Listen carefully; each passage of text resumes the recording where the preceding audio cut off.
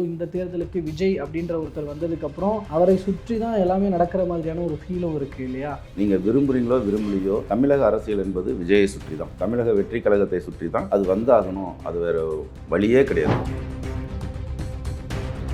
எத்தனை பேருக்கு 18 வயசு ஆயிருக்கும், வாக்குரிமை எத்தனை பேருக்கு வந்திருக்கு அப்படிங்கிற ஒரு மிகப்பெரிய கேள்வியாக இருக்கும். 1,20,00,000 எனக்கு நினைவாற்றல் சரியாக இருந்தால் இது அந்த கணக்காக தான் இருக்கணும். 1,20,00,000 வந்து உறுப்பினர்கள் சேர்த்துருக்காங்க. பக்குவப்பட்ட சமூகத்தால் தேர்ந்தெடுக்கப்படுற ஒரு தலைமைக்கும் பக்குவப்படாத ஜென்சி தலைமுறையால் தேர்ந்தெடுக்கப்பட போகிற தலைமைக்கும் ஒரு வித்தியாசம் இருக்கும். இந்த பக்குவம் இல்லைன்றது, அரசியலற்ற தன்மை அப்படின்றது யார் முடிவு பண்ணிக்கிட்டு இருக்காங்கன்றது தான் எனக்கு பெரிய குழப்பமாக இருக்குது. இப்போ விஜய்க்கு அரசியல் தெரியாது அப்படின்றத என்ன அளவுகளை வச்சு நீங்கள் சொல்கிறீங்க? திமுக கூட்டணி இருக்குது, அதிமுக கூட்டணி இருக்குது, என்டிஏ கூட்டணி இருக்குது. இந்த 2 கூட்டணி தான் நமக்கு கண்ணுக்கு தெரியுது, புரியுதுங்களா? ஆனால் இன்விசிபிளாக ஒரு கூட்டணி பேசி முடிவாயிடுச்சு. ஸ்ரீ சார்பாக ஒரு கூட்டணி பேசி முடிவு செய்யப்பட்டுருச்சு. அது அறிவிக்கப்படலை, சொல்ல முடியாது. இன்னொரு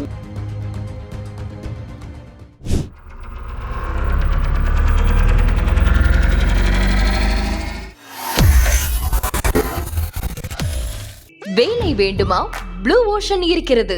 10th 12th டிப்ளமோ டிகிரி படித்தவர்களுக்கு உணவு, தங்குமிடம், இஎஸ்ஐ, பிஎஃப் இன்சூரன்ஸ் உள்ளிட்ட சலுகைகளுடன் அனுபவத்திற்கேற்ற நல்ல சம்பளம் 15,000 முதல் 30,000 வரை. பெண்களுக்கு முன்னுரிமை. 2,000க்கும் மேற்பட்ட வேலை வாய்ப்புகள் உள்ளன. இப்போதே தொடர்பு கொள்ளுங்கள். Blue ocean.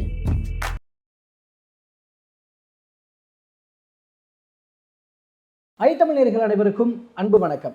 இன்றைய சிறப்பு நேர்காணலில் நம்மோடு இணைந்திருக்கிறார் பொலிட்டிக்கல் அனலிஸ்ட் திரு பெரியார் சரவணன் அவர்கள். அவரிடம் தற்போது அரசியல் விவகாரங்கள், தமிழ்நாடு அரசியல் எப்படி இருக்கிறது, கூட்டணி கணக்குகள் எப்படி ஆக இருக்கிறது, இது தொடர்பான பல்வேறு தகவல்களை கேட்டு பெற இருக்கிறோம். பேசலாம். வணக்கம் சார். வணக்கம். உங்களுக்கும் உங்கள் பார்வையாளர்கள் அத்தனை பேருக்கும் புத்தாண்டு வாழ்த்துக்கள். கண்டிப்பாக, நிச்சயம் உங்களுக்கும் புத்தாண்டு நல்வாழ்த்துக்கள் சார். நன்றி. இந்த வருஷம் ஆக்சுவலாக இந்த தேர்தலுக்கான கூட்டணி கணக்குகள், நகர்வுகள், ஒவ்வொரு கட்சியினுடைய நகர்வுகள் எப்படி இருக்கும் அப்படின்னு போகும்போதே சொல்லப்பட்ட விஷயம்னா, ஜனவரி வந்துச்சுன்னா ஒரு கிளியர் பிக்சர் கிடைக்க வாய்ப்பு இருக்குன்னு தான் சொன்னாங்க. ஸோ ஜனவரி வந்துடுச்சு. ஸோ இப்போ என்ன மாதிரியான நிலவரம் தென்படுது? இதில் சொல்லப்போனால் இம்பார்ட்டண்ட்டாக எதுவும் இந்த தேர்தலுக்கு விஜய் அப்படின்ற ஒருத்தர் வந்ததுக்கப்புறம் அவரை சுற்றி தான் எல்லாமே நடக்கிற மாதிரியான ஒரு ஃபீலும் இருக்குது இல்லையா? ஸோ இதில் முதல்ல சொல்லிக்கிறதுக்கு என்ன தகவல் இருக்குது? நான் அங்கேருந்து உங்கள் இதுக்கே விட்டுறேன், எங்கேருந்து ஸ்டார்ட் பண்ணணும்னு. இதே அரங்கத்தில் 2 ஆண்டுகளுக்கு முன்பாகவே சொன்னேன், தமிழ்நாட்டு அரசியல் விஜயை சுற்றி தான் வரப்போகுது. அப்போ கூட யாரும் நம்பலை, ரஜினி மாதிரி அவர் வரமாட்டாருங்க, சும்மா சொல்லுவாங்க, அதெல்லாம் வரமாட்டாங்க அப்படின்னாங்க. அவர் வருவார், அவர் ஒரு பெரிய ஒரு அரசியலில் ஆதிக்கம் செலுத்துவார்னு சொன்னேன். கட்சி ஆரம்பிக்கிறதுக்கு முன்னாடி சொன்னீங்க? ஆமாம், கட்சி ஆரம்பிக்கிறதுக்கு முன்னாடியே சொன்னேன். அது ஏறக்குறைய இன்றைக்கி அப்படியே நான் சொன்னது எல்லாமே அப்படியே நடந்துக்கிட்டு தான் வருது. அப்போ அந்த அடிப்படையில் பார்க்கும்போது நீங்கள் குறிப்பிட்டது போல், நீங்கள் விரும்புகிறீங்களோ விரும்பலையோ தமிழக அரசியல் என்பது விஜயை சுற்றி தான், தமிழக வெற்றி கழகத்தை சுற்றி தான். அது வந்தாகணும், அது வேறு வழியே கிடையாது. என்ன காரணம்னா, இது வந்து அவ்வளோ ஒரு மாஸ் லீடர், ஒரு ஜென்சியோட ஒரு ஜென்சிக்கள் கொண்டாடக்கூடிய ஒரு கதாநாயகன், ஒரு படி மேலே போய் ஜென்சிகள் கொண்டாடக்கூடிய ஒரு கடவுள் அப்படின்ற ஒரு கல்ட்டு அப்படின்ற மாதிரி இன்றைக்கி இந்தியாவில் யாருக்குமே கிடைக்காத ஒரு வாய்ப்பாக இன்றைக்கி விஜயோட அரசியல் வருகை இன்றைக்கி வந்து இருக்குது. இதை சுற்றி தான் அரசியல் நடக்க போகுது. ஒரு மிகப்பெரிய கூட்டணி மாற்றங்களும் இங்கே நடக்கும். அதற்கான அறிகுறிகள்லாம் நீங்கள் பார்த்துக்கிட்டே இருப்பீங்க. ஓகே, இதில் நான் கூட்டணி அப்படின்ற அந்த பெர்ஸ்பெக்டிவ்குள்ளே போகிறதுக்கு முன்னாடி, அப்போ தாவேகா மக்கள் மத்தியில் இப்போ ஜென்சி அவங்களுடைய ஆதரவு இருக்குது அப்படிங்கிறது அந்த ரசிகர் மனப்பான்மையிலிருந்து கொஞ்சம் அப்படியே இங்கே அரசியல் தளத்துலேயும் ஆதரவு கொடுப்பாங்கன்னு எடுத்துக்கலாம். ஆனால் ஜென்ரல் ஆடியன்ஸ் ஓட்ஸ், ஜென்ரல் வாக்காளர்கள் இருக்காங்க இல்லைங்களா, அவங்களும் இந்த பக்கம் வர்றதுக்கான வாய்ப்புகள் எந்த அளவுக்கு இருக்குது? அந்த அளவுக்கு தாவேகா என்ன நகர்வுகள் பண்ண போகுது அடுத்தடுத்த நாட்கள்? இதுவரையிலும் நகர்ந்த நகர்வு அவங்களுக்கு ஒரு வழக்கமாக நீங்கள் பார்க்குற ஒரு அரசியல்னு ஒன்று இருக்கும்.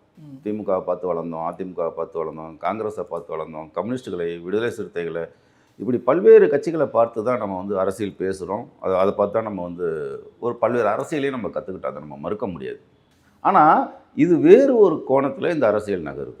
இதுவரையிலும் வந்த ஒரு பேட்டர்ன் இருக்குல்ல, அதிலிருந்து இது வேறு மாதிரி ஒரு பேட்டர்னுக்குள்ளே எப்படி சொல்கிறது, ஒரு ஜம்ப் ஆகுது. இப்போ பார்த்தீங்கன்னா ஒரு தலைமுறைன்றது வந்து ஒரு படிநிலையில் பரிணமிச்சுக்கிட்டே வரும். நம்ம தாத்தா ஒரு அரசியல் பார்த்துருப்பாரு, அப்பா ஒரு அரசியல் பார்த்துருப்பாரு. இது ஒரு படிநிலையில் பரிணமிச்சுட்டே வரும். ஆனால் இன்றைக்கி என்ன ஆகுதுன்னு கேட்டிங்கன்னா, இது டோட்டலாகவே ஜம்ப் ஆகுது. நம்ம தலைமுறையிலிருந்து அடுத்த தலைமுறைக்கு இந்த அரசியலே வேறு ஒரு பரிமாணத்துக்குள்ளே நகருது. அதுதான் இன்றைக்கி வந்து என்ன பண்ணுறாங்கன்னா, இதை அவங்களால ஏற்றுக்க முடியல. இன்றைக்கி இருக்கக்கூடிய அரசியல் கட்சி தலைவர்களால் என்ன அவர் அதை பேச மாட்டேன்றாரு, இதை பேச மாட்டேன்றாரு, ப்ரோன்றாரு, தோழின்றாரு, தோழான்றாரு. இவர் ஆனால் ஆட்சி அமைக்கிறதுக்கு ஜென்சியினுடைய ஆதரவு மட்டும் போதும் இல்லை, அதை தான் சொல்ல வரேன். வேணும்ல, அதை தான் சொல்ல வரேன். அப்போ வழக்கமாக பார்த்துட்டு வந்த அரசியல் இருக்குல்ல, இவரோட அப்ரோச், இவரோட அணுகுமுறை இருக்குல்ல, அது வந்து என்னன்னு கேட்டிங்கன்னா, இன்றைக்கி ஜென்சியோட அவர் கனெக்ட் ஆகுறாரு. ரொம்ப ஈஸியாக வேறு யாராலையும் அப்படி கனெக்ட் ஆக முடியல. இவர் ரொம்ப இலகுவாக வந்து அந்த ஜென்சியோட கனெக்ட் ஆகிறாரு. சரி, இந்த ஜென்சி யார் அப்படின்னு ஒரு கேள்வி இருக்குல்ல. அண்ட் இன்னொரு கேள்வியும் கேட்குறாங்க, அதில் எத்தனை பேருக்கு 18 வயசு ஆயிருக்கும், வாக்குரிமை எத்தனை பேருக்கு வந்திருக்கு அப்படிங்கிறது மிகப்பெரிய கேள்வியாக இருக்குது. 1,20,00,000 எனக்கு நினைவாற்றல் சரியாக இருந்தால் இது இந்த கணக்காக தான் இருக்கணும். 1,20,00,000 வந்து உறுப்பினர்கள் சேர்த்துருக்காங்க. இந்த உறுப்பினர்கள்னால் யார் வேணாலும் சேர்ந்துட முடியாது. அவங்களோட ஆதார், வயது இதெல்லாம் 18 வயது பூர்த்தி அடைஞ்சிருந்தால் மட்டும்தான் சேர முடியும். ஸோ முதல் தலைமுறை வாக்காளர்கள்ன்ற மாதிரி நம்ம புரிஞ்சிக்கலாம்.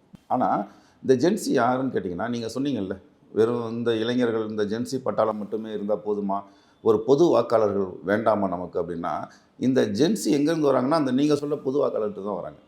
இவங்க அவங்கள இன்ஃப்ளூயன்ஸ் பண்ணுவாங்க. இது பல்வேறு பேட்டிகளில் கூட நீங்கள் பார்த்துருப்பீங்க. எங்கள் குடும்பத்தில் இத்தனை ஓட்டு இருக்குது, நாங்கள் இவங்களுக்கு தான் போட சொல்லுவேன்.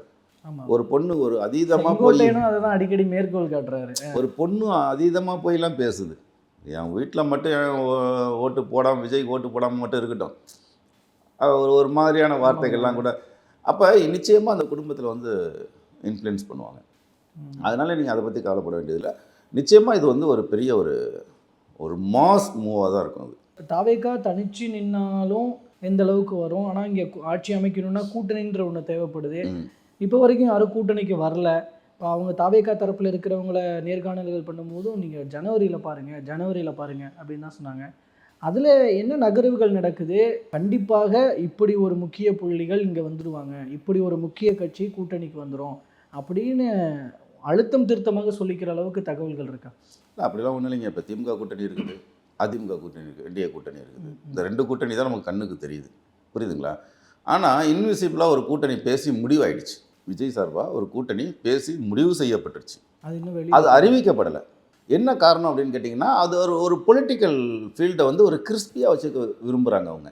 இப்போ நீங்கள் கேள்வி கேட்டிங்கல்ல, இந்த கேள்வி எல்லாத்துட்டையும் எழணும், எல்லோரும் இது பேசணும், இது அப்படின்னு. அது ஒரு டாக்டிக்ஸ், அது ஒரு பொலிட்டிக்கல் ஸ்ட்ராட்டஜி. அது தாவேக்கா அதை பண்ணுதா? தாவேக்கா அது ரொம்ப அழகாக அந்த காயை நோத்துறாங்க. கூட்டணி பேசி முடிச்சாச்சு, கூட்டணி அறிவிக்க வேண்டியது தானே பாக்கி. சொல்ல முடியாது, இன்னும் 2 நாளைக்குள்ளே அந்த அறிவிப்பு கூட வந்துடலாம்.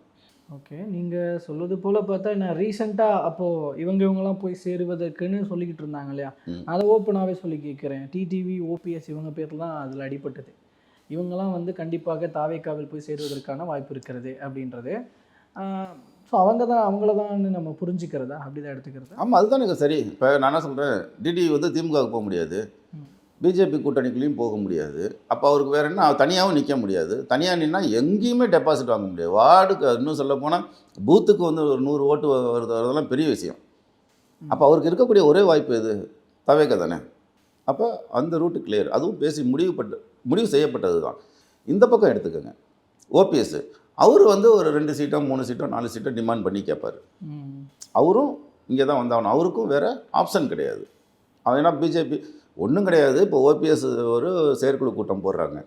இது மாதிரி பிஜேபி வந்து நம்மளெல்லாம் வந்து ஈரத்துணியை கழுத்தில் போட்டு அறுத்துட்டாங்க, நம்மளை வந்து துரோகம் பண்ணிட்டாங்க. அப்போ நாம் என்ன பண்ணுறதுன்னு கேட்கும்போது, அந்த செயற்குழு கூட்டத்தில் தாவேக்கான்னு ஆடியன்ஸ் கத்துறாங்க, அந்த தொண்டர்கள் கத்துறாங்க. யார், அந்த ஓபிஎஸ் கூட கட்சியில் இருக்காங்க பார்த்தீங்களா, அந்த தொண்டர்கள் கத்துறாங்க. அப்போ இவர் என்ன சொல்கிறாரு, அவர்கள் குரலுக்கு நான் மதிப்பளிக்கிறேன்றார். யார், ஓபிஎஸும் அது மாதிரி பேட்டி கேட்குறாங்க. இது மாதிரி உங்கள் நிர்வாகிகள் இப்படி சொல்கிறாங்களே. ஆமாங்க, அந்த விஜய்னு அவங்க சொல்கிறாங்க, அதுக்கு நான் மதிப்பளிக்கிறேன், அந்த குரலுக்கு நான் மதிப்பளிக்கிறேன் அப்படின்னு சொல்கிறார். அப்போ என்ன அர்த்தம்னா, ஆல்ரெடி பேசி முடிவு செய்யப்பட்டது அப்படின்றத நம்ம வந்து புரிஞ்சுக்கிறோம். இது மட்டுமல்ல, இன்னும் தென் மாவட்டத்தை கவர் செய்வதற்காக இந்த பக்கம் கிருஷ்ணசாமி இருக்கிறாரு, இன்னொரு பக்கம் வந்து ஜான் பாண்டியன் இருக்கிறாரு. நம்ம கிருஷ்ணசாமிலாம் வந்து ஆட்சியில் பங்கு என்றால் தான் கூட்டணின்னு கூட சொல்லிகிட்டு இருக்கிறாரு. இல்லை, அது ஒரு விஷயம் நல்லா புரிஞ்சுக்கங்க. கிருஷ்ணசாமியெல்லாம் வந்து கூட்டணி வச்சுக்கிறது பெரிய விஷயம். ஆட்சியில் பங்கு கேட்குறது ஒன்றும் தவறு கிடையாது. எல்லாத்துக்குமான ஜனநாயகம்னா என்ன? எல்லாத்துக்குமான பிரதிநிதித்துவம் தானே. நான் கேட்கக்கூடிய ஒரே கேள்வி என்னன்னா, கிருஷ்ணசாமிக்கு அந்த பிரதிநிதித்துவம் இருக்குதா? ஓட்டு சதவீதம் என்ன?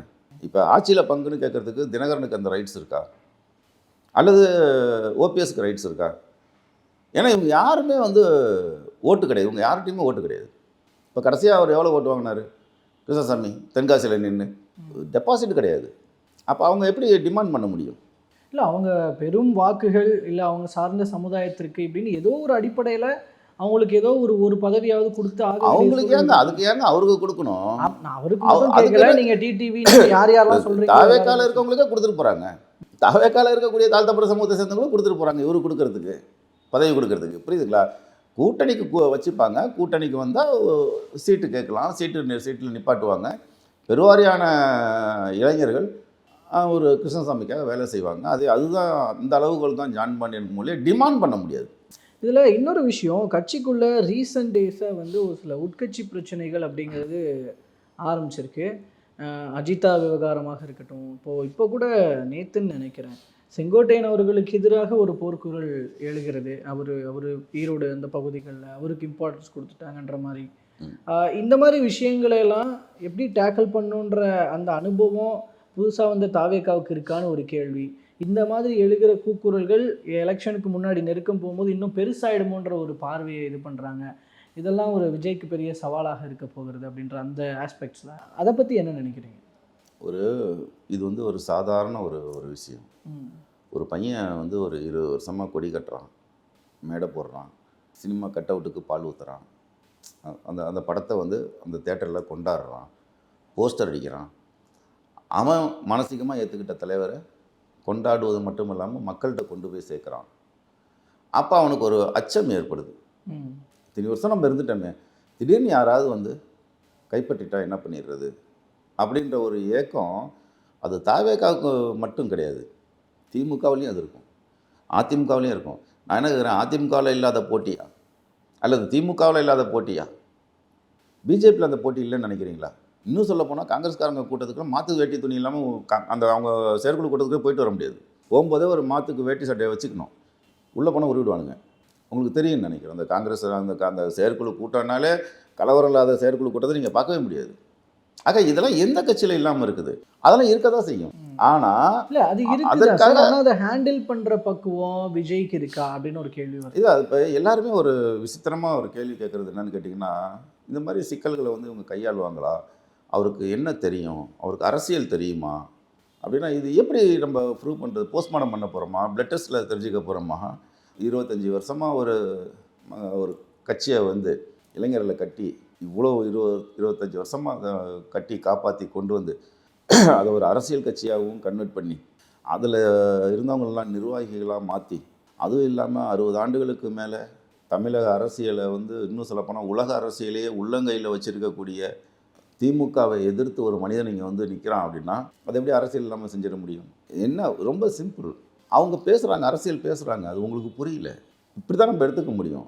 அந்த மொழி உங்களுக்கு புரியல. அது புரியாததுனால தான் பெரிய அளவில் இளைஞர்கள் இங்கே வராங்க. இப்போ இளைஞர்களை திமுகவால் ஈர்க்க முடியுதா? அதிமுகவில் இருக்க முடியுதா? ஏன் விஜயாவில் இருக்க முடியுது? ஏன்னா இந்த ஜென்சியோட மொழி உங்களுக்கு புரியல. அதனால் சொல்ல ஒரு டிரான்ஸ்மிஷன் நடக்கும். எப்படி நடக்கும்னு கேட்டிங்கன்னா, ஒரு பரிணமிக்கும், ஒவ்வொரு தலைமுறையாக கொஞ்சம் கொஞ்சமாக பரிணமிக்கும். இது ஒரு ஜம்ப் ஆகிருக்குது. ஒரு ஜென்ரேஷன் கேள்வி சார், ஒரு பக்குவப்பட்ட சமூகத்தால் தேர்ந்தெடுக்கப்படுற ஒரு தலைமைக்கும் பக்குவப்படாத ஜென்சி தலைமுறையால் தேர்ந்தெடுக்கப்பட போகிற தலைமைக்கும் ஒரு வித்தியாசம் இருக்கும்ல? இல்லை, நான் மறுபடியும் நான் ஒரு செய்தியை சொல்ல விரும்புகிறேன். இந்த பக்குவம் இல்லைன்றது, அரசியலற்ற தன்மை அப்படின்றது யார் முடிவு பண்ணிக்கிட்டு இருக்காங்கன்றது தான் எனக்கு பெரிய குழப்பமாக இருக்குது. இப்போ விஜய்க்கு அரசியல் தெரியாது அப்படின்றத என்ன அளவுகளை வச்சு நீங்கள் சொல்கிறீங்க? இப்போ நம்ம கேட்டு வளர்ந்தோம்ல ஒரு மேடை தமிழ். இந்த பக்கம் வந்துட்டேன் இப்போ மக்கள் தேர்ந்தெடுக்கிற அவங்க அந்த பெர்ஸ்பெக்டிவ் வந்து இல்லை, நான் ஜென்சி இல்லை நான் அந்த அர்த்தம் சொல்கிறேன். இப்போ நீங்கள் சொல்ல வர வந்து விஷயம்னா இவங்க ஜென்சிக்கு அவங்களுக்கு இன்றைய அரசியல் புரிதல், மக்கள் பிரச்சனைகள் அது எந்த அளவுக்கு இருக்கு, அவங்க அதை புரிஞ்சுக்கிறாங்களா? நீங்கள் சொல்லக்கூடிய செய்திக்கு தான் நான் வரேன். நான் என்ன விஷயம்னு கேட்டிங்கன்னா, நான் கொஞ்சம் ஒரு எலாபரேட்டாக அந்த விஷயத்தை, நீங்கள் சொல்கிற விஷயத்த நான் கொஞ்சம் சயின்டிஃபிக்காக பார்க்க விரும்புகிறேன். இப்போ நமக்கு வந்து இந்த ஆண்ட்ராய்டில் விளையாடுவோம், நல்லா தெரியும். நம்ம அப்பாக்கிட்ட கொடுத்தோம்னா ஒரு பட்டன் ஃபோன் தான் யூஸ் பண்ணியிருப்பாரு. அப்பாவோட அப்பா அவருக்கு முன்னாடி போனீங்கன்னா அப்போ இந்த இந்த முன்னோர்ன்றது என்ன என்ன சொல்கிறது, முன்னோர் வந்து பெரிய அறிவாளின்றது அப்படின்றதெல்லாம் வந்து இது கதைக்கு உதவாது. பேசிக்கலாம். இப்போ நம்மளை விட நம்ம குழந்தைங்க வந்து எப்படி இருக்குன்னா ரொம்ப இன்டெலெக்சுவலாக இருக்கும். அப்பாவோட ஆயுளை விட நம்மளோட ஆயுள் கூட, அப்பாவோட ஆயுளை விட தாத்தாவோட ஆயுள் குறைவு. அப்போ இங்கே சயின்ஸ் வளர்ந்துருக்குது, மருத்துவம் வளர்ந்துருக்குது, அறிவியல் வளர்ந்துருக்குது, இது போனால் அறிவு வளர்ந்துருக்குது. நம்மளை விட நம்ம குழந்தைங்க இன்னும் எக்ஸலண்ட்டாக இருக்கும், நம்மளை விட அதிகமாக சிந்திக்கும், பொதறிவு அதிகம் இருக்கும்ன்றீங்க. அதனால் வந்து இவங்க வந்து ஒரு தவறான விஷயத்தை எப்படி தேர்ந்தெடுப்பாங்க அப்படின்னு நீங்கள் விரும்புகிறீங்க, நினைக்கிறீங்க. அப்படி தவறாக போச்சுன்னா இவங்க விட்டுருவாங்களா? இப்போ நீங்களும் நாங்களும்னா ஒரு இது பார்ப்போம், தாட்சணியம், முகதாட்சணியம் பார்ப்போம். இவ்வளோ பெரிய அரசியல், அவர் அரசியல் நமக்கு பிடிக்கலனாலும் ஒரு தலைவர் இல்லையா அப்படின்னு பார்ப்போம். இந்த பசங்க அப்படி பார்க்க மாட்டாங்க. நான் ஏற்றுக்கிட்ட தலைவர் தான், ஆனால் அவர் இந்த சமூக நலனுக்கு கேடாக போகும்போது இவர்களே அதை கண்டிப்பாங்க. இதெல்லாம் நடக்கும். இது சயின்ஸு.